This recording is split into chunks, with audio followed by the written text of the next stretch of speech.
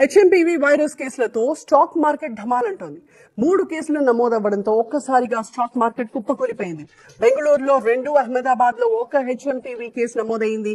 8 లక్షల కోట్ల సంపద ఈ ఎఫెక్ట్ తో ఆవిరైపోయింది. 1400 పాయింట్లు పడిపోయింది సెన్సెక్స్. 400 పాయింట్ల వరకు నిఫ్టీ కూడా నష్టపోయింది. ఈ నష్టాల్లో టాటా స్టీల్, కోటక్ మహీంద్రా బ్యాంక్ కనిపిస్తున్నాయి. Power grid corporation, Asian paints, IndusInd bank షేర్లు కూడా పతనమయ్యాయి. ఇంకొక వైపు మార్కెట్లపై ఏషియా మార్కెట్ల నుంచి బలహీన సంకేతాల ప్రభావం స్పష్టంగా కనిపిస్తోంది. స్టాక్ మార్కెట్ కు హెచ్ఎంపీవీ వైరస్ దెబ్బ తగిలింది. ఇండియాలో 3 కేసులు నమోదవ్వడంతో స్టాక్ మార్కెట్ ఒక్కసారిగా కుప్పకూలిపోయింది.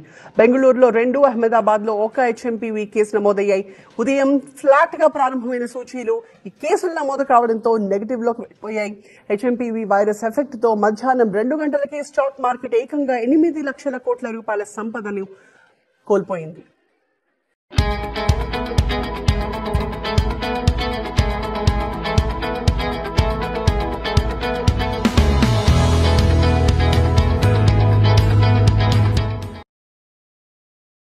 దేశంలో వైరస్ వ్యాప్తి మొదలైందన్న భయం స్టాక్ మార్కెట్ పెట్టుబడిదారుల్లో మొదలైంది.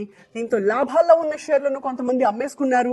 దీంతో మార్కెట్ అమ్మకాల ఒత్తిడికి గురైంది. కొనుగోళ్లు తక్కువగా ఉండడం, అమ్మకాలు విపరీతంగా ఉండడంతో స్టాక్ మార్కెట్ నష్టాల్లోకి వెళ్లిపోయింది.